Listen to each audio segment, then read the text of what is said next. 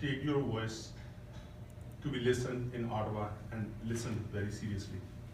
So welcome you all, and thank you for coming. Now I'm gonna pass on to my friend John Allen. This one working? Yep. Okay, awesome. So I'm John Aldag from Cloverdale Langley City, the riding that's home to another Quabbin campus, and so I'm proud to be here today, and look forward to also having lots of things at the Langley campus. What we wanted to do today is talk about your hopes for the upcoming federal budget. And so there were some sheets over here. I don't know if everybody grabbed a copy. If not, I can hand them out. Hand them out. And what we're going to do is start with it's just to write down some thoughts. But I'm going to throw out a little challenge to you to begin with. And it's just to get you thinking about what's important to you and where you think our money should be going to start the discussion. And so the challenge is simply this. I'd like you to think about what is occupying your mind the most these days, and something that you'd like the government to deal with. And so with that, I'd like you to think of it in this way, which is if you had $1 billion, that's with a B. So if you had $1 billion to do with this issue, what would first of all be the issue, and what would you do with it? It could be anything, something you've been reading about, hearing about, seeing, experiencing. And so very wide open.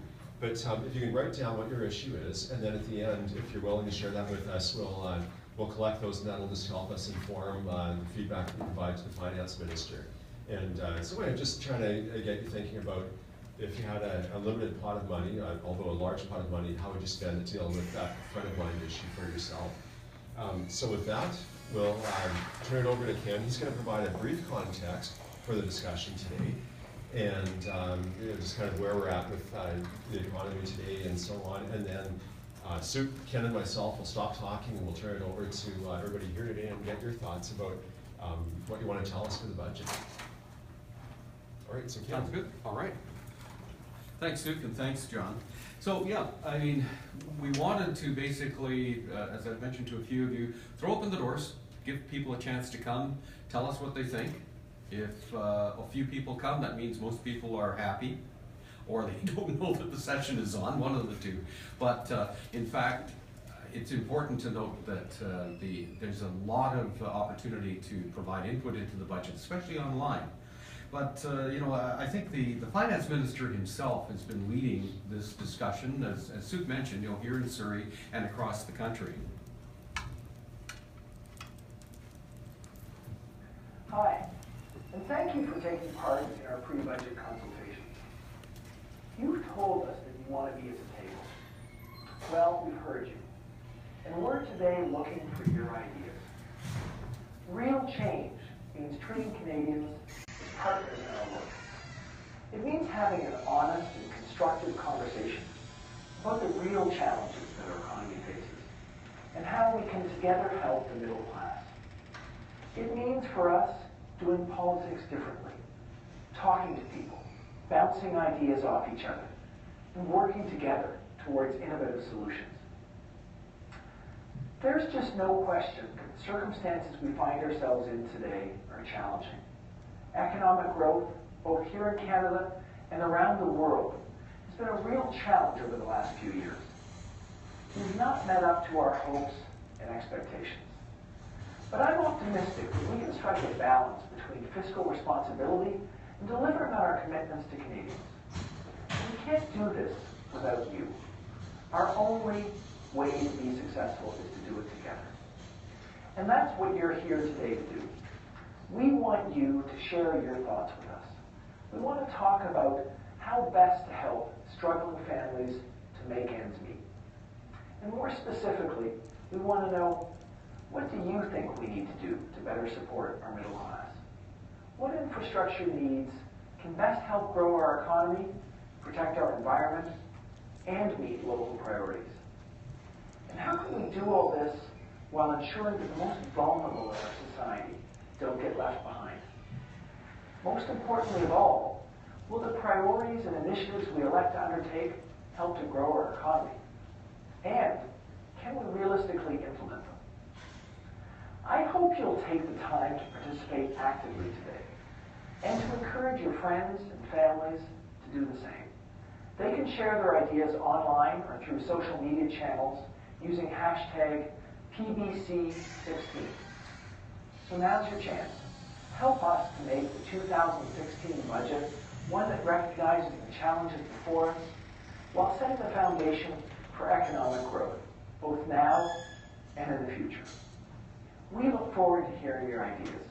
Thanks very much for being with us today. So this is the scene that we're dealing with. You know, poor economic performance right across the globe. Collapse of oil prices last year really did put a dent in our economy. The Conservatives, actually through no fault of their own, were relying on projections that were probably accurate last April, but by the time October the 19th came along, a lot of things had happened, and that they went a much different direction than the Conservatives were expecting. I think that a lot of people were expecting, particularly where the price of oil was concerned. So as we get into the budget creation cycle, we have a better fix on what the situation is here in Canada and around the world, and the situation is challenging. We do, however, have at least some strengths in our economy, one of which is a very low debt to GDP ratio. So in other words, we're not consuming as large a percentage of our annual budget paying the interest on our debt that we might have been, 20, 30 years ago. And what that does and what the economists tell us is it gives us headroom to do some things, particularly running deficits, which of course is something that the Conservatives were much against, even though they ran huge deficits throughout their mandate, but something that we came forward and said very, very clearly that that's what we intended to do, to try and get the economy kick-started again. So the plan that we're looking for is something that grows the economy. And I think that what you'll see from the following slides is that we plan to grow the economy by first and foremost creating a good foundation for it. Another issue is employment quality. The past government bragged about the number of jobs that were created, but a situation that we've seen in Canada is that the quality of those jobs has not been great. We have far, far too many people working in low-paying service industries. They're underemployed. They could be doing one thing, and yet they're taking on relatively menial work just in order to put food on the table in some cases. And in fact, when you look at job growth, although yes, there have been jobs created in Canada, what you'll see from this, and this is from the Canadian Imperial Bank of Commerce last year, is that low-paying industries are far outstripping, medium-paying, and the good, well-paying jobs are lagging far behind. Well, what does that mean? Well, it means that some of the fundamentals of our economy aren't performing as well. Manufacturing is suffering, and a lot of the good value-added industries are also suffering. And this is something that we have to keep in mind, as well as the overall investment climate in Canada. Investment in Canada comes really in three ways. One is from our local business, our domestic businesses. One is from external to Canada, and the other is also external to Canada. And the two externals are broken down basically into companies or individuals coming to Canada to invest, to build new things, to improve the economy, to actually grow the economy. Our experience in the last number of years, though, is that the vast majority of investment in Canada has been for foreign companies to come and buy existing Canadian businesses. So, for instance, Lowe's wants to buy Rona. That's typical of what we've been facing over the last number of years. So that's no net benefit to the country, even though on somebody's chart it shows like an investment in the country. But it's not the kind of investment that's really going to make things better for us.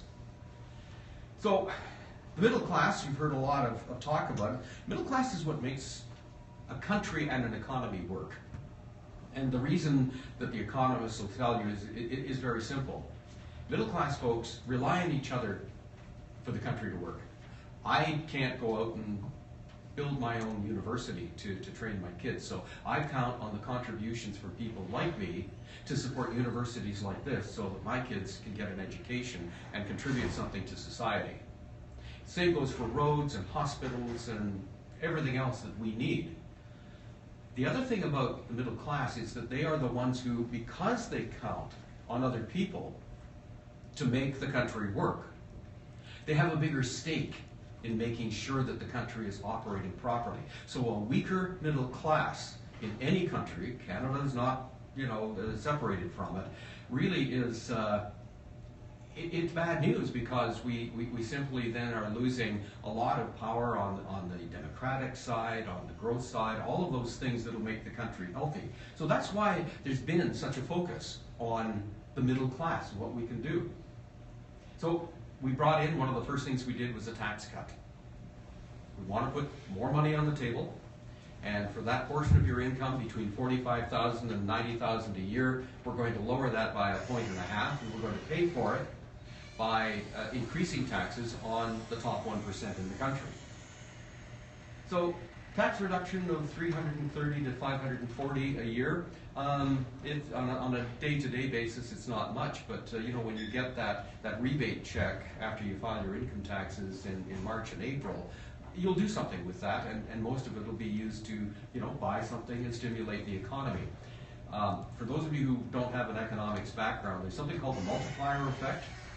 So if I give Al Payne $100, he's probably going to spend most of it, and the person he gives it to will spend most of it. Depending on the saving rate in the country, let's say on average we save 10% of what we get.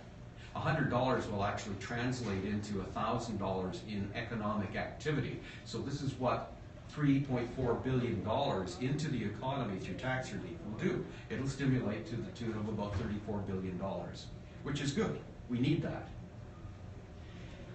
This was produced by a magazine called Money Sense last year that was looking at both the Conservative plan, what they were offering, and what actually the NDP said that they would adopt in the election campaign, and what the Liberals were offering. And what you see is the difference between equality, which is what the NDP and the Conservatives were promoting. In other words, if there's a child benefit, everybody gets it, whether you're poor or you're a millionaire. The Liberal plan was different. We believed in equity.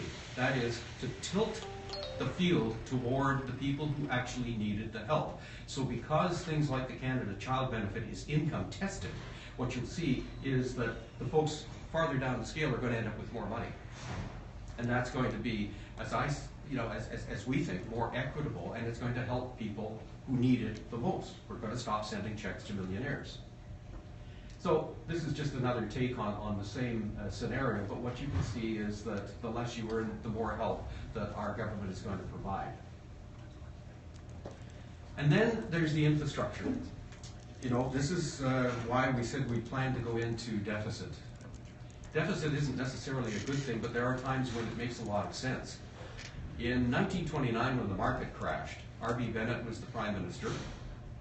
His view then, as was Stephen Harper's when we had the crash in 2009, is to cut government spending and really pull in the reins. Conservatives don't learn very well because R.B. Bennett's strategy made the situation worse, because that's precisely the time that economists now say you should get out there and government should spend, should get people working, because money is usually cheap, the interest rates are low. And the second thing is that you're not competing with the private sector for resources. The human power to build things and the things that go into those projects. So we think now is a very good time to work on Canada's fundamentals. To build the roads, to build the transit, to do green infrastructure, which is an area that may help us recover from all of those manufacturing jobs that we've lost over the years. But we, again, need to recover some ground. We have lost in the last 10 years something like 70% of our market share for green technology. And we need to work on that to get it back. And finally, there's social infrastructure. Things like improved water supply. There's some of our First Nations group have been boiling water now for decades. That's not good. But we need affordable housing for everybody, but especially seniors. And there's a number of things on the social front that we need. So what the finance minister is going to do is he's going to have three baskets.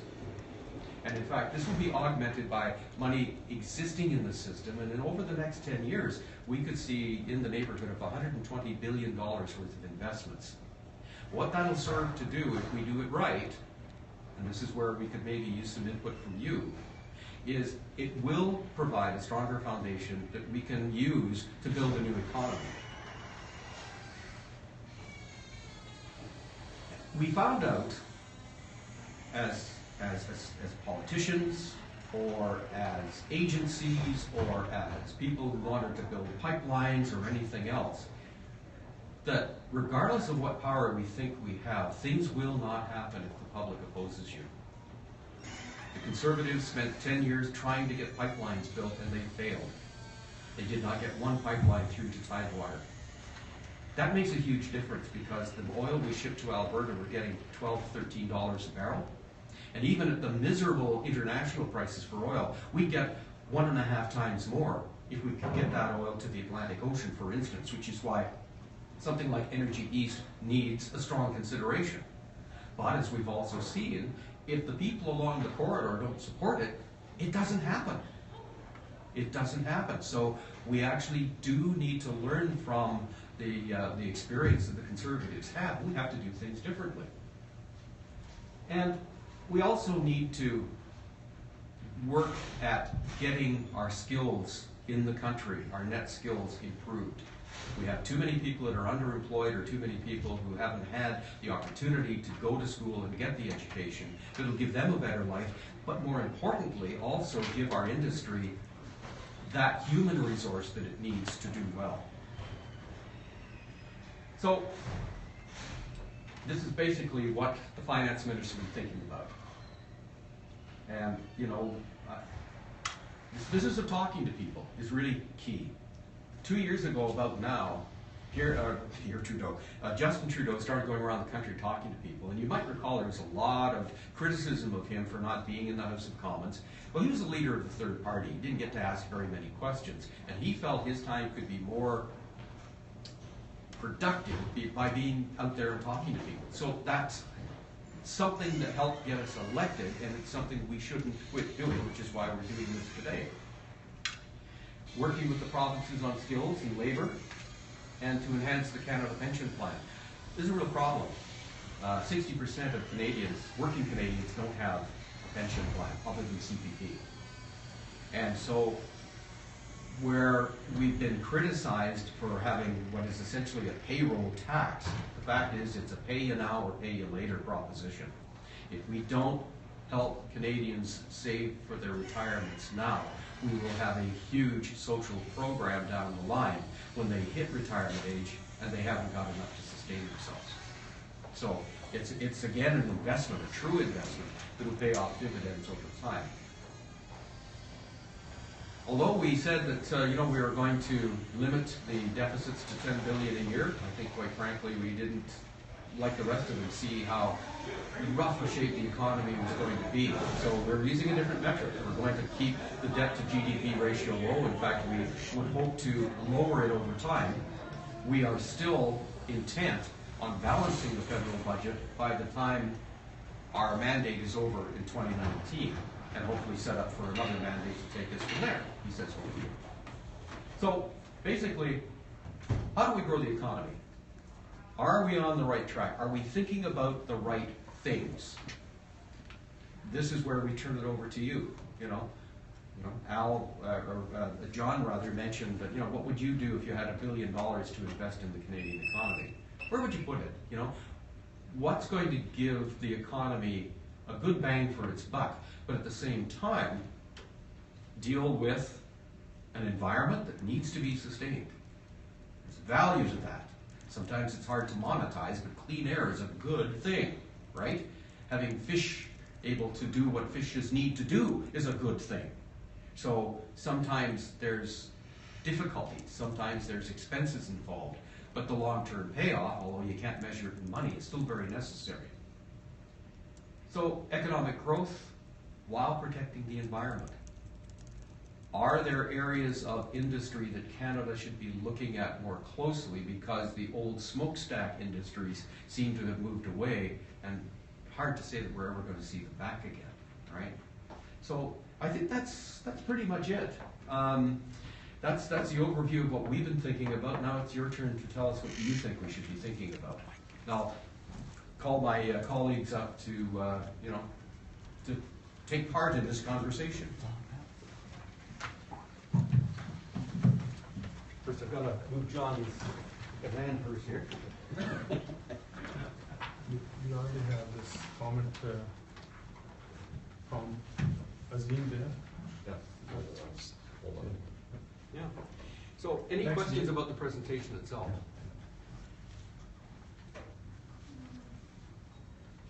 Yeah, this is where we get to sit back and listen and just, if you have thoughts, comments, suggestions on what you would like to see included in the upcoming budget. No right or wrong answers here. It can be pretty free-flowing, and we'll just see what you have to tell us or what your thoughts are. Oh, I don't know if I need a mic. Can you all hear me? No, we can hear you. Yeah. Thanks. I guess I'd like to ask what you mean by economic growth, because to me the GDP is a really lousy measure of how well Canadians feel about their lives and how they're doing. There's various other measures, and as long as we do it with GDP, where they count the labor for doing negative things as equally as they count for doing positive things, I think I don't want to see that grow. There's got to be better measures for what we want to have as a country in terms of our social and economic health. So my question is, economic growth, what does that really mean? And my goodness, since 1972, it limits to growth. I know we're gonna hit a wall on that at some point. So it depends what we mean by growth. Well, I know personally that among the things that we've been talking about is this concept of the multiple account evaluation, where when you look at a project, let's say transit in Surrey, there's a good one to start with, right? Well, yeah, we know that if we put X amount of dollars in, we're going to get a system that functions and we'll be carrying people, and we'll be able to look at cars taken off the road, reduction in GHG emissions from single occupant vehicles. But there's other things as well. You know, there's the social benefits of being able to move around more easily, right? There's the jobs that are created when you build the thing in the first place. And we've already seen, for instance, situations where people have turned down promotions to Metro Vancouver, or they just don't simply want to move here anymore because it's too expensive and it's too difficult to get around. I mean, those are the sorts of things we can think about. Did you have something more specific, like as an alternative to the GDP in mind? I've heard of others. I'm not an economist. I teach college prep math, so I don't get into that complicated level of stuff. But there's other measures than GDP out there, and also knowing that we're going to have to watch out for in what ways we grow. We can grow. My goodness, this wasn't the main thing I came here to say, so maybe I'll have another chance to say something else. But economic growth just jumped out at us several times, both from the notepad we have here and your presentation. That I wanted to be sure that I knew what it meant, and that it didn't necessarily mean just increasing the value of goods and services produced in the country, which is what your GDP is. Yeah, but there's more to our health and happiness as a society than the numbers we get from Bay Street and Wall Street and so on that go with the GDP. So among us, we have Students Association and Students Newspaper as well, Ken. I would like to take your input from the students' perspective, the university perspective. What would you like to see our government doing in the next 4 years? And us as representatives, how would you like us to handle that situation? Sure. So, Thank you for coming. Sure. yeah, thank you very much for having me here and for hosting this event. I'm Alex McGowan. I'm the Vice President of External Affairs for the Consultations Student Association, and I've met with all of you before. One of the things that we were really pleased to see in the party's platform back in October was the promise to increase the funding for student loans and grants by $850 million, which is a massive increase. And it's really important to us that make it into this year's budget. It's an annual increase which would significantly help improve accessibility to education instead of having, it's a revenue neutral promise, so instead of having tax breaks, which often don't affect students until after their education or don't necessarily affect students who need it, this funding would help students who need it and students who are going to their education right away. So we would love to see that continue. That's almost $1 billion, and any amount of increase to student loans and needs-based grants would be greatly appreciated, I think, by students across this country. How about the summer job program? Have you heard about that? Yeah. What do you think increasing those number by 35,000? Do you think that will help students? That's great to see. We always like to see any increase in jobs for students, and I know many students, friends of mine, who take advantage of those sorts of programs. I think it's important to recognize that with education getting increasingly more expensive, many students are taking on jobs throughout the year, reducing their education to part-time because a full-time job throughout the summer often just can't pay for the cost of living. And so while that's great to see, it's important that grants and loans are addressed as well. And there's a deadline, if one of the employers or the non-profit organization want to put a application in for the grant that government is going to match, the deadline is 26th of February for the application. And that's online, and you can call any of our offices that we will be able to help you with, and if you can spread that word around, that will be a great, and it will be constituency-wide. The businesses that are in Surrey Newton, we are the ones at the end, we will be able to help allocating that to different organizations in Cloverdale, Langley, John Aldrich, in Fleetwood Port Calls, our friend Ken Hunt. Mm-hmm. So yeah, spread the word.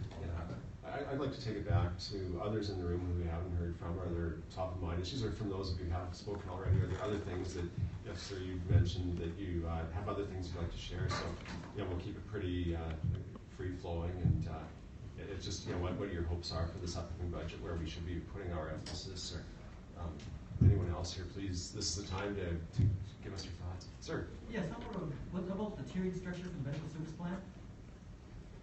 The which, I'm sorry? Medical Tiering. service plan? MSP. MSP. Yes. How do you mean by tiering structure? Well, the way the structure is where everyone pays, what, $76 a month, right? And then Oh, yet, yes.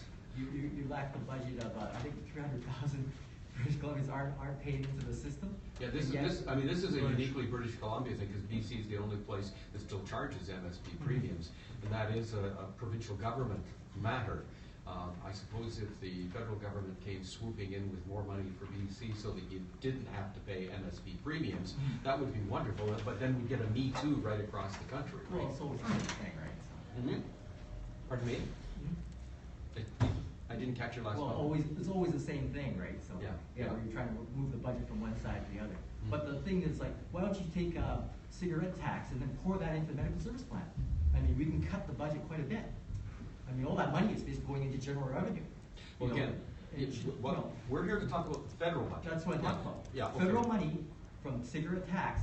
Why don't We don't pour it collect into the cigarette medical? tax. That's a provincial matter. And this, and listen, I'm not nitpicking, but this actually does represent one of the complications of our federation, because there's so many things that some of them are clear cut between what's provincial and what's federal. Others are kind of blurry. Right. And people can be forgiven for looking at one level of government and saying, well, you guys should be whatever, Right. and that government throws up its hands and says, no, it's those guys over there. Well, what I mean is, why don't you just create a baseline tax for that? That way you can be paying into all these medical systems, Mm-hmm. right? But they are paying into, it's just that our province has decided to fund their, Their own thing, yeah. and then well, that- they fund their, Right. they fund their health system in a different way than the other provinces have chosen to. Mhm. So we pay, here we pay an MSP, whereas you don't in the rest of the country. Right. That's, there's, everybody gets, the federal government gives everybody the same amount of money. So Mhm. with, we go to them and say, well, we want more, then we have to give everybody more. Well, that's exactly what I'm talking about. But, you know, we got I mean, among us, we have a vice chair of the Prager Health sitting here, Mike Hillman there. Hillman, Mike, you want to add something? Well, no, the MSP program is one that is a provincial program. Mhm. It's a taxation structure that is, or a user structure that is in place with the provincial government. Federal government does fund health in various other ways. They have Health Canada, a number of things on critical diseases and contagious diseases, et cetera, that they look after. An organization of about 30,000 strong now, I'm sure. But one of the things that happened in the Liberal government in the past was with Paul Martin and Michel Assange when they put $19 billion back in. And I'm not sure where the government is right now on the federal side with looking at their involvement, but there has been a lot more consultation between Minister Jane Philpott and her provincial colleagues on that side to look at things that can be done, from the issue of prescription drugs and purchasing those on a more global basis so we can keep costs down, generic drugs, and other services that can be done. And then also the whole thing that's happening on the provincial side is a little bit of a shift from the institutions like Surrey Memorial into community health. And how do you keep people from, number one, having to enter the hospital, but number two, when they do leave the hospital, that they don't keep coming back, so there's more support for them in community. And then that affects the issue of seniors and how seniors are looked after too. So there's a whole bunch of things that are being looked at. But coming back to your issue of the taxation is, as I think Mr. Hardy suggested, the MSP is a provincial taxation structure that they have in place, and it's not within our power federally to be able to look at that. But there should be some more federal funding into that area, at least some baseline funding, right? Yeah, well, and that's what there was up until the middle of 2014, Paul Martin had set up a 10-year health accord with the provinces that resulted in quite a lot of money actually being directed to the provinces for healthcare. Mr. Harper let that program lapse in the middle of 2014, and at the same time also let lapse an initiative that sought to normalize the delivery of healthcare right across the country. So that has created some distortions. We had a situation last year where there was an international comparison of the effectiveness of healthcare systems, and British Columbia popped up as being one of the best in the world. Yeah. But the point is that it should have been Canada, Exactly. right? Yeah. But instead, because we don't have the health accord and we don't have the council overseeing this, we're now getting a balkanization of healthcare services across the country, and I have no doubt that the health minister has to drill into that. But what I heard you say, and what I hope we can capture and take back to Minister Moreau, is to look at the tax structure and the collection of taxes as it can be directed toward healthcare in this case. Well, look at the same thing with marijuana, right? Yeah. I mean, Yeah. people, legalization of marijuana and stuff like this, right? Mm-hmm. Even if you're smoking that thing, you're going to get emphysema one way or the other. So, those costs be carried into future costs for medical service, right? But, with Canadians as taxpayers, we all have to fund, right? So. Yeah. We're going to jump to the back. Right. Sorry, changing topics. My name is Leslie Hemsworth. I'm a faculty member from the English Language Studies Department. And I am here because I am interested in hearing more about what you said at the very end of your presentation. You said you wanted to work with provinces on a skills and labor strategy with better participation. And as you know, we lost a significant amount of our funding for ESL and adult upgrading in the last few years. And it's had a major impact on our communities. And so I'd like to know more about that. Specifically, I teach a course for professionally educated nurses. I've got 18 students, and they need to develop their communication skills before they can enter the workforce. Luckily, we have provincial funding right now, which is great, but it's short term. It's ending March 31st, 2016. We used to have funding from CIC, but we lost it. So I'm interested in more initiatives like that, where CIC is working with the provinces to support ESL and adult upgrading, specifically for professional immigrants. Okay. Well, and there's another piece to that as well, and that's the recognition of foreign credentials. Yes. Which is equally important. We have fairly well-trained people driving taxis in Metro Vancouver because they can't get their credentials recognized. So that is another area. Last year, we at one point we passed a significant milestone in the country where there's more people like me than there are kids under 15. And so the importance of the immigration side of things is really going to do nothing but grow, because that's basically how we're going to fulfill a lot of the the job openings and the opportunities in the country is to bring people in. So I take what you say, it's quite important. Yeah. So what is the strategy going to be to work together on the federal and provincial level to support these kinds of programs? The short answer is I don't know. I don't know, but we're going to raise the issue. Can I take on these? Actually, this is a very good point that you raised. I personally, if you look, it brings home. I came to Canada in 1984 without speaking, any English here, and I had to write test of English as a foreign language to get into University of Calgary into my engineering program. I know how important it is, and I was talking to one of the organizations today that came to our office, which is one of the immigrant settlement services, and I talked to Success yesterday when I was, and we were there in Vancouver. This funding, that is to programs like this, is very important. Yeah. In fact, what I would like to see is if somehow we can take that type of, because it's all to do with immigration settlement services.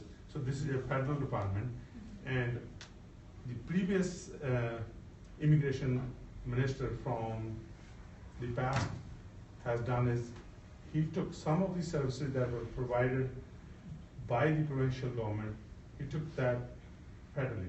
And I think we should also, because to be consistent across the nation, this will be a good idea to talk to the minister and see if we can take that funding back and put it back into the community that need the most, independent of the provincial government thinking, whether it's a right-wing thinking or left-wing or a centrist.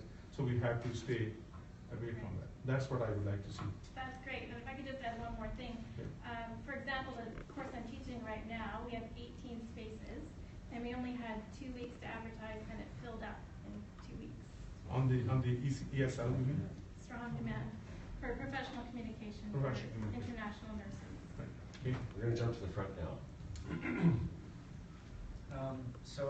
As you may know, last year we had a transit referendum for, I think it was like municipal, anywhere where transit served, and it failed spectacularly. And of course, all the mayors at the time could not predict the future. They didn't account for a Liberal win or anything like that. But now you have one, and you're promising to spend money on public transportation. Can you say for sure whether or not that money will go into, say, a SkyTrain along Broadway, which is apparently like the busiest street in North America, or at least in Canada? I think it would cost like $3 billion or something like that. Would some of that $20 billion that I saw on the slide, would some of that be directed into public transit in Vancouver? That's During the campaign, we made some very clear commitments that we intend to uphold. So the Broadway line was one that we specifically committed to. We also committed $750 million to transit south of the Fraser, specifically for the L line in this area, and the Fraser line, so actually running from Surrey Centre to Langley City. And there is some discussion now about, the vision as being LRT, and there has been some discussion if one of the lines, particularly the Fraser line, should be SkyTrain because of some of the challenges. The interest that I have as the Member of Parliament for Cloverdale and Langley City is to make sure that we decide quickly while there's money available, and that we move ahead to improve transit south of the Fraser. So I'm working with the municipalities to try to resolve that very quickly. Right now it's $750 million we have said will be there for LRT. If we go with SkyTrain and it becomes more expensive, where's the money going to come from? That'll have to be part of the discussion. but that is part of the $20 billion in transit infrastructure that we intend to keep. And what I'm hearing is that, you know, is the sense that you'd like to see that retained, or, excuse me, or that investment made, because that's something, you know, that you can give us feedback on. And Well, we have to, We'll just wait on the side. Did you have something on transit? Yes. Yeah, so let's go to that, and then we'll hear from you guys after. It's related to other things like the environment and jobs. I have two cases where one, I went to Party for the Planet, and I thought, okay, I'm not taking my car to Party to the Planet. And it was fine getting there, but getting home, I ended up with a dark walk in, you know, at night, alone, and I thought, never again. And so, you know, I'm trying to do my bit for the environment, but I can't do it because of the infrastructure. Right. And so that's safety consideration. Well, and it's part of the whole experience, because every transit trip starts and ends with a pedestrian trip. So your streetscape, your lighting, and everything else is all part of the feature, and it should be designed into the rapid transit system, or the bus system for that matter, when it's put in. I need to go back a little bit though to funding, and then We'll just make it, but we're not finished on her points. Let's go. Well, you had a second point. The thing is that, yeah, I could get there, start out close to home, but coming back, that same bus is not available, so Right. then I'm walking a great distance. Yeah. And that's because the transit capacity will fall off at night because the ridership is lowered. And that's the situation that TransLink has found itself in, because it doesn't have the operating funds because that plebiscite failed. And it lowers the confidence. Yeah. So then I say, well, never again. The next time I go to Party for the Planet, which I did, I went by car. Right. The other thing is, my daughter the other day had a job interview and went to the bus stop. The bus had been early. The second bus didn't come. Mm-hmm. So there it's related to jobs and the economy and young people. Yeah, the reliability, the proper infrastructure. Yeah, Yeah, absolutely. And she's crying because the transit system has failed her, and she's trying to become, you know, an adult and have a good job. and this is the whole idea behind putting money in. Because the thing is, right now, you know, the way you say, we are lacking that infrastructure right now. That is where Prime Minister's focus is. That is where the government focus is. If you look at Mayor of Surrey and Mayor of Vancouver, Prime Minister has, you know, separately, you know, individually met with them over the last 3 months, and he has clearly made this clear that this investment is going to be free of any political interference. This is going to come from the mayors and the provinces. So the mayors and the provincial government has to come to table, but the local priorities are, and that's where we are going to put the dollars in. And from Surrey perspective, LRT is on the agenda. I mean, all the time we meet with the mayor, or the mayor representative meet with us. That's on the forefront. And the Broadway line, as Mr. Aldag mentioned, you know. But there's a couple of other aspects though that we really should look at. One of the things, when it comes to transit design, and I know this from, you know, personal experience with TransLink, what's critical is the frequency of the service. So that if your service is every 7 minutes, such as it's supposed to be on the frequent transit network here, if a bus is early and another bus is late, you're still not waiting more than 15 minutes for a ride. That's the first thing. That does take operating funds, obviously. But as we go into the actual funding of transit infrastructure across the country, as a member of the Standing Committee on Transportation, Infrastructure and Communities, my job will be to monitor the design of these systems that the cities are proposing, because you can spend a lot of money and not move the needle if it isn't done right. Now, to a certain degree, and John and Sue have mentioned that, you know, we're going to leave it to the cities to come to us, and we're not going to be too terribly prescriptive of what they do, but at the same time, The purpose of this money is to make a difference, to make things better. And so we will be watching that closely. The other thing is that, and this goes back to the plebiscite issue, the plebiscite was intended to help the region have its 33% share of future transit projects, because traditionally it's been a third cost sharing between the three levels of government. I can tell you now that there are discussions to change that mix to 45, 45, and 10.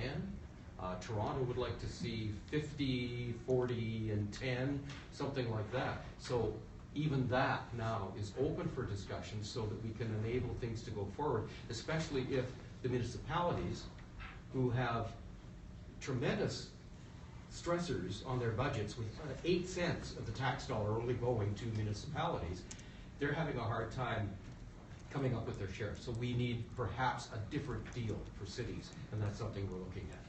On the back there, Mr. Hare. Thanks for taking my question. You guys are talking about LRT, but if you look at the LRT as a system, if you look at it in Calgary or Toronto, it does stop a lot of traffic because it's on the road. When you have an accident, you're slowing down the traffic to like, let's look at King George Highway or something. If you have an LRT going on to that, there's what, 3 lanes, you have an accident, you're stopping maybe 1 or 2, and you have 1 lane going. That does cost a lot of money compared to based on the economy, because less vehicles traveling, you have less money flowing. And I think it would be better if you guys going to do an independent review on what the cities are saying. Like they want LRT, but I think it would be way cheaper if there's a lot of people doing research and they're saying it's cheaper to have a SkyTrain, because we already have a lot of SkyTrains as the vehicles. You don't have to buy these LRT trains now, but now you have to, and your system gets all weirded out. Like you can say that, okay, we have SkyTrain coming from Vancouver to Surrey, and then it stops. Why is it LRT that? I guess it should be better if you guys do an independent review or something. I don't know. Yeah. And on that, I think what we're trying to do is making sure that the money is earmarked for transit investment, and then letting the other authorities figure out the best bit of technology. We can take those concerns forward. Frankly, my concern is that if we spend too much time agonizing over which technology to go with, somebody else is going to get the money. There's a finite amount of money and a period of time it needs to be invested. So we need to, I believe, make a decision very quickly on what technology we're going to invest in, and then get the shovels in the ground. But generally speaking, we're saying that we'll be agnostic on things like technology. We'll leave that up to the cities to do their homework and come up with the best system. Sir, did you go back to you, and then we'll. Yeah, 2 other points, but maybe I'll just make one now. But I'd like to follow up with what Leslie was saying about English language training and adult upgrading and so on. I want to go back before the stupid provincial cuts to ESL and adult upgrading a year or so ago. Back then, and I'll also speak of the whole institution we're at, KPU, but back then for ESL, or EAL, or whatever,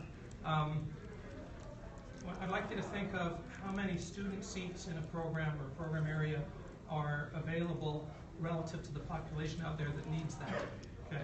And if you do that calculation for the rest of British Columbia, not the Kwantlen region, but the rest of British Columbia, and compare it with what we get, we've been getting before that cut, we were getting a quarter or a fifth of the number of ESL seats per population that needed it, that the rest of the province got, okay? That needs to be fixed. The fact that the province then went ahead and cut it even worse, okay, did we notice? Yeah, we noticed, but it was already, wasn't serving the region well, and in terms of helping people get into the workforce and be economically productive, it was a major barrier for the development of this region. Let me make the same picture for Kwantlen overall as a post-secondary, okay? You do the same kind of arithmetic of how many student seats in general, post-secondary student seats in general are available in this region relative to the size of this region's population, and do that, compare it with the rest of British Columbia. How many? And I'm not talking about universities, UBC or SFU, but the regional colleges and universities. Okay, you do the comparison between what our region has and the rest of the province has. We get only half of the post-secondary seats per person in our region that the rest of the province gets. And we're hoping for Surrey to be an economic leader for the province. Well, that's another barrier in its way. So we need to double the size of this institution. Within that, we need to quadruple the size of our ESL and adult upgrading programs. And yeah, post-secondary seems to be a provincial responsibility, so maybe the federal ability is to kick their butts and encourage them to do that, and maybe come through with some money to build some more buildings here, because the capital investment needed to expand these campuses to put on what we need to be putting on around here is pretty damn huge. Maybe the feds could help with that, and the province would then have to come along with the operating budget. But does that all make some sense to you? And does it seem like the way to go? It's a great idea. I mean, yeah, and as I say, we're in input mode here, so yeah, that's something we can take back with certain. Let me know if you need the stats. I've been keeping them since Rita Johnson asked me about it back in '85. Oh my goodness, okay, there you go. On that, the way that we're structured, we have a number of caucus meetings, including National Caucus, where we all get together. But recently, Greg Fergus from the Hull area has started a post-secondary institution caucus. It's for people with post-secondary institutions in their ridings to get together on a regular basis to talk about the issues that we're hearing. And so I put my name forward for that. And so any thoughts you have, please get in touch with me and use me as a voice. And I don't know if any of my other colleagues have put their name forward. There's only been one meeting so far, but the interest is very much to try to champion the needs of post-secondary institutions across the country, and then take that voice to our national caucus and try to influence the decisions that cabinet is making. I think that John raises a really critical point. We have the largest Liberal caucus practically in history, although there might have been one that was slightly bigger. But collectively, between cabinet posts or parliamentary secretaries, and especially the committee work and the associations that we collaboratively belong to, somebody like John, is our environment guy. Suk is our international trade guy. I'm the guy for transportation, infrastructure, and communities. We'll leave the fishing side of it aside. I got that one too. But what we hope to do very shortly is basically produce a catalog of the people in British Columbia, our Liberal members, what we're connected to, so that when you see, John is your guy. John will be your guy on post-secondary education if he's joining that committee. Because if he's doing it, I don't have to. I'll do something else, right? it's a teamwork, basically. Yes. This is why three of us are sitting here in Surrey Newton. This is one of the very first team efforts that we have seen. This is a good way to start. And it's a great to hear from you fellows as well, because we're going to take it back to the next conference. We'll go back. Sir? Yeah, back to transit again. What about all the hydrogen buses that were mothballed up in Whistler? I mean, there's 20 some odd buses that were built by Ballard and those guys, and then they were used during the Olympic Games and stuff like this. And basically, I've heard they were mothballed up in Whistler. Chances are what they did is they switched out the engines or the fuel system on them. Yeah, well, with the hydrogen system, they just bring them down to Surrey. I mean, Whistler's a lot colder up there, and here it's a lot warmer. And they're running a hydrogen program. I think Hyundai is actually running a hydrogen program with some of their leasing cars down here. So I don't know why we take those vehicles and bring them down here. Yeah, well, talk to Translink about that. I think those, on that, it's a question about green technology, and that's also a piece that we had. We've committed to $20 billion over 10 years for green technology. And so if anybody has any thoughts, if it's exploring transportation, if it's other things we can do, I'd love your thoughts on if that's where you'd like to see money go into this budget. I think we've indicated $4 billion in the first 2 years, but ideas on where we could be spending that in Surrey and in south of the Fraser would be really helpful. Well, the buses already paid for, so it's like just moving them down here is a question of whether how much they were actually cannibalized, but I believe they were put up for resale, so. So they'll be buying someone else will be buying buses for 5 or 10 cents on the dollar. It's like, hey, taxpayers pour about 20 million into these babies. That's something we'll flag and pass on to Todd Stone, the provincial transportation minister. So, to you, Ben. I'm going to shift out of those things. In housing, I apologize, I missed earlier, so we discussed it, but with the price of housing rising And with the amount of construction that's going on especially in the Fraser Valley, has there been any discussion about changing the threshold for GST on new homes? Because right now we top out about, to get a rebate at all, you're about $400,000. That doesn't buy a whole lot anymore. No, good points. People have brought that forward when Finance Minister was here at the Board of Trade pre-budget consultations. And this is a well-noted point. It's not something that they're looking at. Because there's a lot of development community in this that has come to me and they have raised this issue. Yeah. The accountants have also raised this issue with me, this $450,000 cutoff. Yeah. It's not going to even buy someone an apartment. No, well, that's what I'm seeing with clients. They're looking at those dollars. And, it's the way that we're having to structure nowadays with reporting standards to the banks and the province. You have to exclude the GST in a lot of new sales as well. And so then sometimes these people are having to come up, or thinking they're having to come up with those extra dollars. And when we talk about the affordability of housing, it just seems like we're not making movement there. One thing on GST, the social infrastructure will involve deliberate efforts to build social housing and seniors, etc. And one of the incentives, especially for rental units to be built, is that we will not charge GST on that.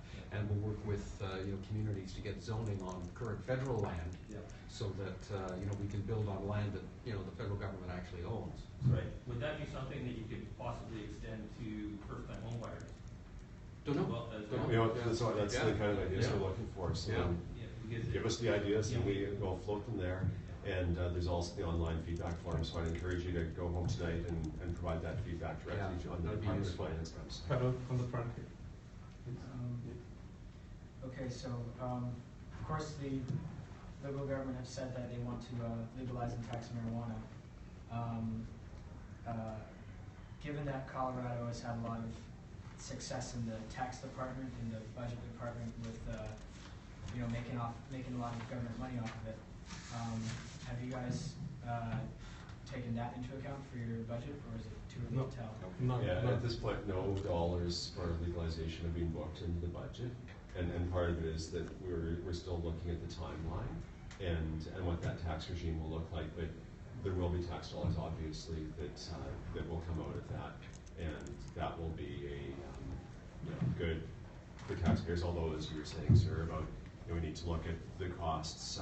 Well, if they can afford to buy a pot, that's what I keep saying, is like, you can basically take that money and throw it into the medical service plan, right? Or at least a baseline. And that's the kind of thing. The price has been going up. Yeah, I think a top off checks on Cheetos too. Yeah.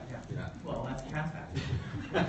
I've had some people suggest, that they'd like to see any revenue from legalization of marijuana go into a specified investment fund or healthcare or other things. And that's a discussion that's going to happen. Does it go into consolidated revenue or a specified purpose fund? But again, that's why we're out talking to Canadians. Yeah. So one of the great programs run by the federal government is the Post-Secondary Student Support Program. Supports Aboriginal students in this country. The Conservative government had the growth of that program capped at 2% annually, but the demand for that program has been far exceeding 2%. So one of the Liberal promises was to eliminate that cap. I'd really like to emphasize that it's very important that cap is eliminated and that more money is allowed to flow into that program to support our Aboriginal students. Great idea. I think this, Pawan, which was that the Student Association came to see us?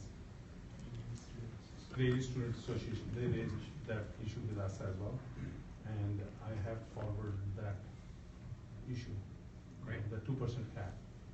That's the Canadian Canadian Student Federation.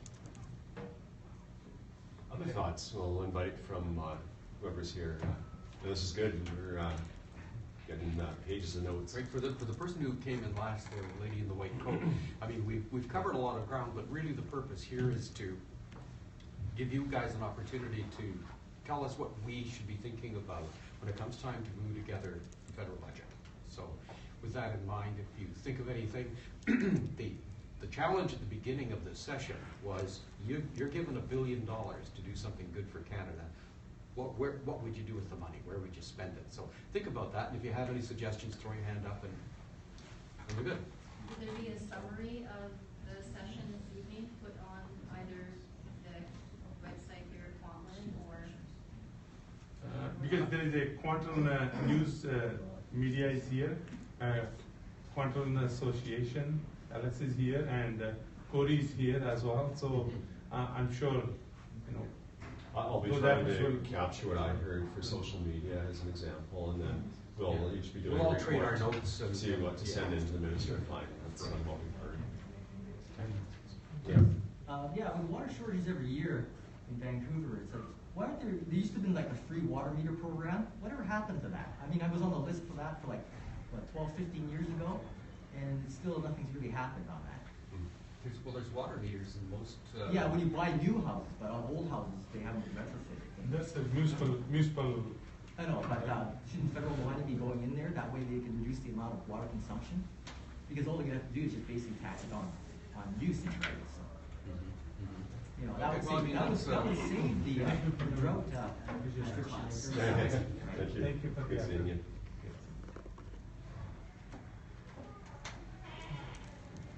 Well, and as was said, although that's, you know, the water usage is primarily municipal, the federal government gets involved in water supply and, you know, and pipes and movements, and so, you know, we have an interest in that as well. So there's so much overlap in jurisdictions. We tend to try to work together. So don't get hung up in, you know, is this municipal or provincial or federal? Give us your ideas and we'll sort out. And if it's not strictly us, maybe we can try and help the municipalities or provinces meet some of their infrastructure. Yeah, because they were saying that program is because there's, I believe in Delta there's over like a 3 or 4 year waiting list. They're saying for that program, and nothing's really ever come about it. And I think Mayor Jackson was saying, oh yeah, well you have to wait for the federal budget, right? So that's you guys. Yeah, it's us guys. Yeah. When did they start making automatically installing water meters on homes? That was offered way back 15 years ago. 15 years ago. Yeah, because the house and that I have 3 times and I still haven't got mine. Okay. Yeah. All right. You know, there was not. Is it We're going to jump over to the side now. Excuse me, just a minute. Is this a individual case or is it No, generally? it's the whole district, right? Surrey's done some of the upgrades on their own side, right? They used to offer an incentive program so they can cut the water usage. But you know, the whole thing is not everyone got the meters, right? So when you get the meters, at least you can cut down the amount of consumption of water. Every year there's always a shortage, and then you can't water your lawn or anything. So, you know, but if you've got a meter on there, at least then you can be billing a summer meter rate, right? So There is another side to it. The municipality typically bills higher to the houses that don't have. yeah, I know it's crazy. You're paying like 7 times the rate. Yes.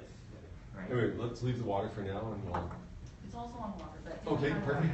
I live in a floating home in Ladner, and one of our big concerns are the kind of activities that are allowed on the Fraser River.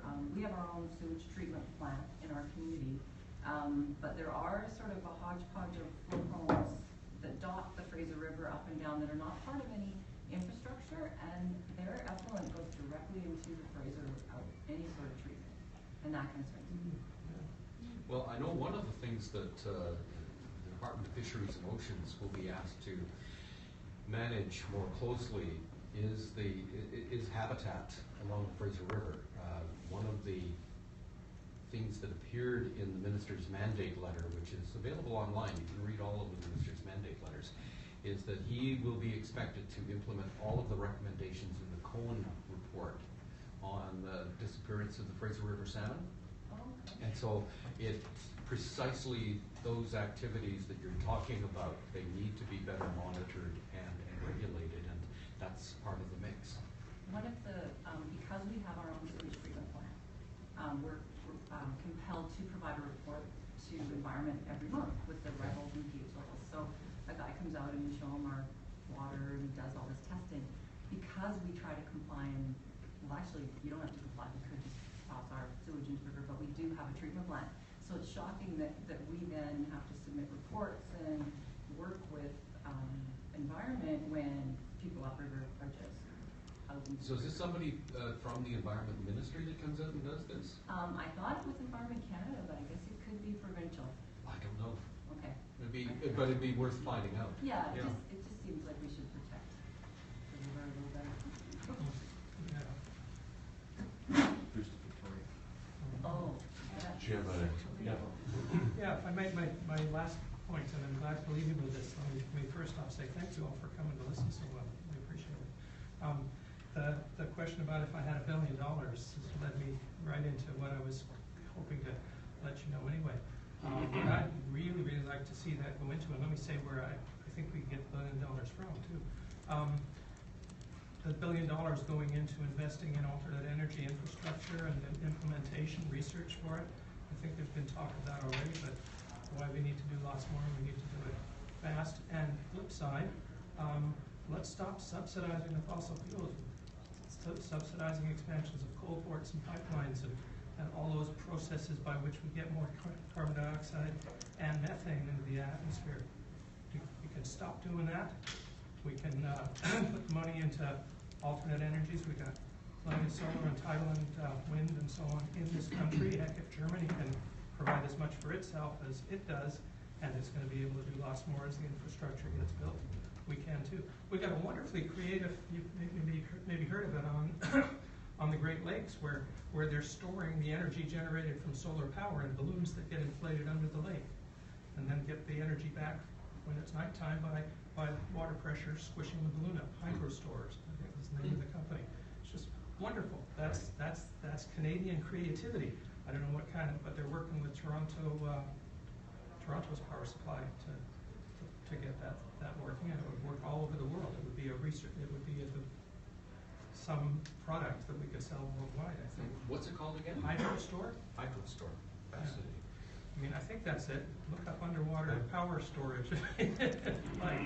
Beats the heck out of Science Sea Dam anyway. So my take on it is let's put the $1 billion you were going to give me into that.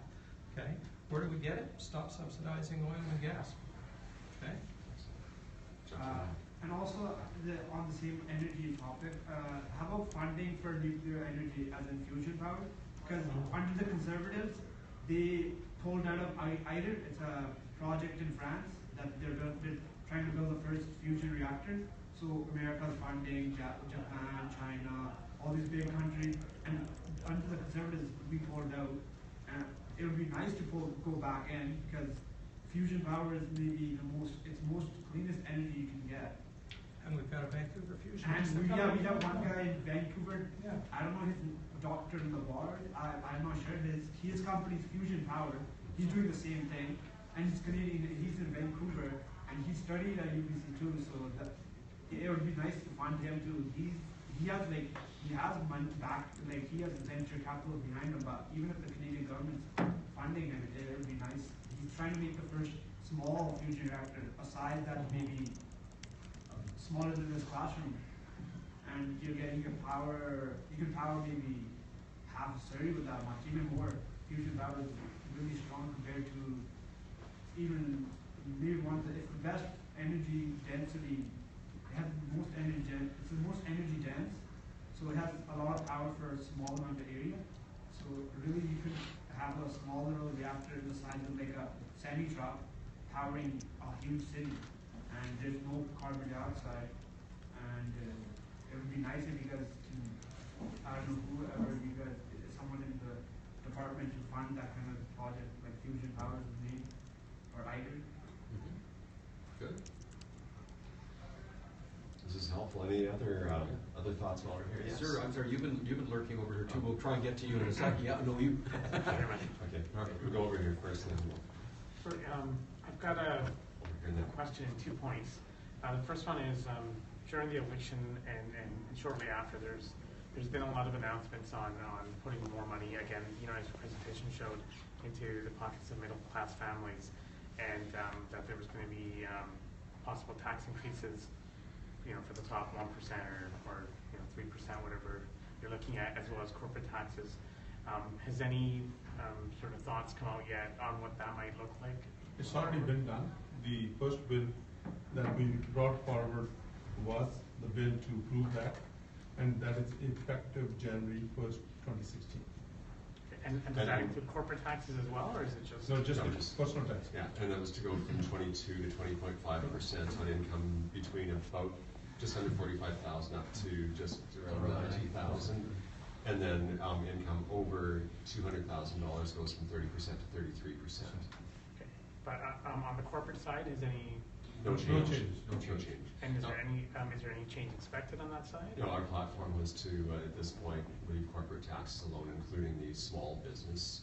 Anything small business including? Yeah, I think there was a talk of a decline. That hasn't been dealt with yet, but we dealt with just the personal income tax piece, as Sue mentioned. Now, one thing that's going on sort of in the background is that there will probably be a little bit more attention paid to tax avoidance. The Canada Revenue Agency for a few years had been directed to basically go after the little guy and leave the big guys alone. And there's now, and the CRA employees, in fact, were doing a lot of whistleblowing. This is something that was a phenomenon right after the election. They had a lot to say about it. And so we could be seeing a shift to try and go after some of the stuff that where people who should be paying their fair share are trying to their best to avoid it, either through legal means that could be changed or illegal means that should be cracked down on. So Right, that was the second part of my question, because there was a lot of hoopla about 4 or 5 years ago where the Conservatives announced they were going after offshore money that the corporations and later that same week that they made that announcement, they laid off 60 of the senior auditors in CRA. Exactly. Yeah. Who are now out helping people avoid taxes. Yeah. Do you have anything else? Is that? No, so is that change going to be coming in terms of the enforcement, or like a greater focus on that going forward? It will happen. I don't know what the time schedule is. Thank you. I'll make Come back over here. Just to hear first, up from the back. Yeah, okay, go ahead. Yeah. Please. You said not to worry about which level of government, and but you are talking about infrastructure, so I'm going to bring up something that makes me absolutely crazy. Our Surrey school district, the difficulty of, the overcrowding of our schools, and for lack of vision of the provincial government, there's schools not being built, and then the hardworking board is having to use operating money to pay for portables, which that money should be used for what is needed for this, for the kids. So I don't know if there's any, extra infrastructure money for schools in Surrey. It's not. I think it's not happening everywhere in the country, but it's certainly happening here. I mean, school board has never approached us from that perspective, but they have done a meeting where they need money for immigrant settlements, the programs for the language training and whatnot. Those we have already committed to them. Right? There is a provincial election coming up. Yes. Pretty darn good But time again, to raise it's these not, issues. oh yeah, it's not fair for us to make that comment because they're not here to defend. Yeah. But it is an issue, and we've heard very clearly from the Surrey School Board that the funding model being used works, that in their view, works to the disadvantage of schools in Surrey. But again, that is a provincial matter, but you do have an excellent opportunity to raise that issue with them. I think, if I can just make a comment, part of what I think the opportunity is here is that we may not be able to get into all municipal and provincial areas, but with this investment in infrastructure, I've seen different figures, but there's a huge backlog. It's worth billions and billions of dollars nationally at all 3 levels of government. And with the investment that we're willing to make, we're going to at least start addressing that. So, instead of leaving municipalities or provinces to deal with things on their own, we're saying, the federal government's here to help. And hopefully that will take some pressure off of other streams. So even though if we aren't able to fund schools, but if we can help out with new money for roads or bridges or water or sewer or whatever it is, that may then free up money from those other levels of government to reprioritize and put into healthcare or education or post-secondary education. I think that's where it's really exciting to see all levels of government starting to work together really closely and have these discussions. We're coming up to 5 minutes to 6, so we have time for one more question, and then I think I'm going to ask Suk, our host, to do a bit of a wrap up. We have a couple more. Thanks for coming and listening to us. And two questions. One is we used to run multi-faith junior police academy here in Newton with RCM, E-Division. Last 2 years they are telling us they have no money and we can't run. So it was the kids were from elementary schools, different faith groups, used to come, then they used to be the marching, hurdle, crime scene investigation. Not happening for the last 2 years. So, you know how the Newton is, they need the kids to help up grow that way so they can defend their community themselves legally. So that's not happening for the last 2 years. The RCF is telling us they have no money in the E-Division, number one. Number two, we lease a lot of salmon and Whale Creek every year, 20 to 30,000 every year we do that. We also lease in South Surrey and the Little Cabin hatchery every year. We want to build our own hatchery here in Surrey in private property, but is there any way fisheries that Ocean Canada can help us in that way? Because we want to work for the environment and we don't want to sell our resources to rich companies here. The way it's what happening. That's not with your government, other government. So that's my question. Perhaps after, we can trade email addresses and you can get to me on this because again, one of the committees I'm on is fisheries and obviously the salmon enhancement is a big deal. And we met with the salmon. I can add to that one. We are a private school here. We painted a lot of storm goals and Greenwood and Okay, all right.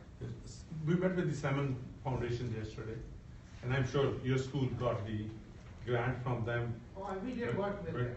Work with them, and they are very willing to work with schools and different organizations.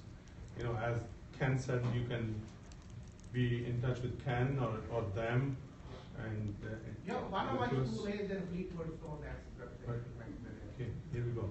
And you have one in my writing, so I don't need to worry about it. Yes, sir. Just one back to the education. Are there currently any transfers that come from the federal government to the provincial government with regards to education?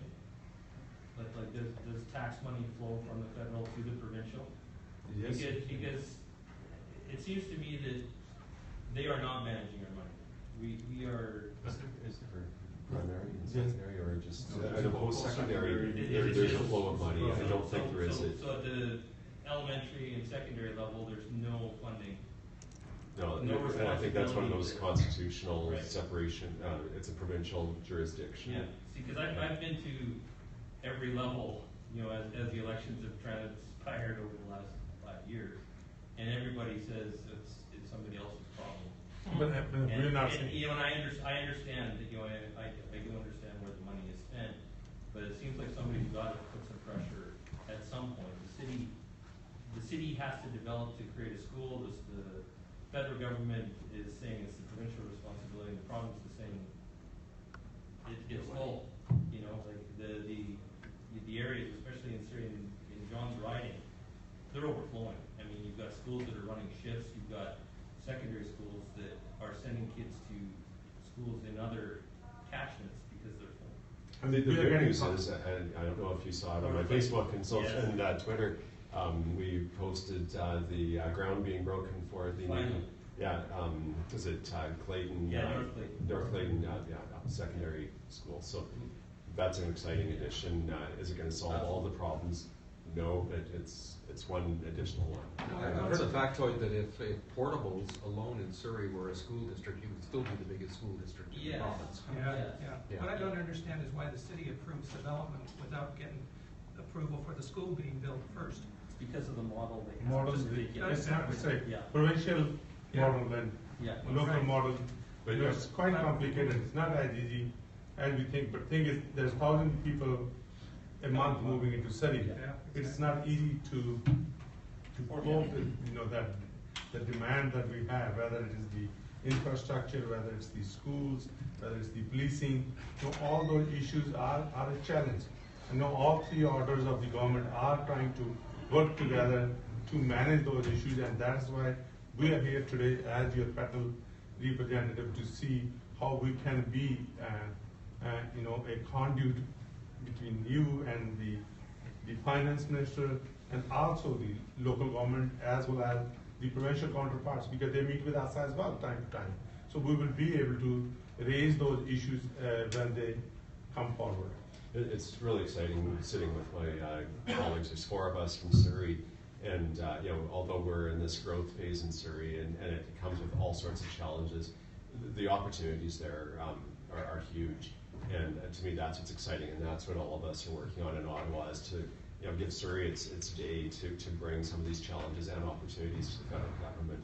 And there's been really positive responses. Sue said, when the finance minister came to the West Coast to hold his pre-budget consultations, he came to Surrey. And so we're saying, pay attention, we're up and coming, and watch what we can do. And that's pretty amazing. And the infrastructure minister is here day after tomorrow on a breakfast with the mayor and the board of trade. And I'm sure Prime Minister is planning a trip in the next few months. Either it's March that he's coming to BC, either he will be March or in the near future. For sure, there is a commitment from the Prime Minister's office that they will be in Surrey, and whether it's on this trip that's coming forward on the next one. So thank you very much really for being here. We really here. appreciate that. And again, go online to the federal budget consultation. If there's something you think about at 2 o'clock in the morning, oh darn, I wish I'd said, don't call me. Go online and and deposit your ideas. If anybody has their pen handy and a piece of paper, the website providing us your comments directly is budget.gc.ca/PBC16. That's what they flashed up there. But you can go there and provide your input directly, and we'll be providing the feedback that you've shared so far today too. Can you post that on the website, on the Facebook thing? Sure, we will do that. Yeah, I'll throw it out on my Twitter and Facebook for anybody who's following me. If you haven't followed me, I'm at JW Aldag. And mine is very easy. Your name at supraigo.ca will come to me. We got you. And I'm just Ken Hardy, all run together, but Hardy is spelled with an I-E. So Facebook or Twitter, it's all the same. And if anybody has sheets and comments, yes, please leave them with us. Please leave those with us. Yeah. Thank you again very much. Thank you. Appreciate it. Thank you.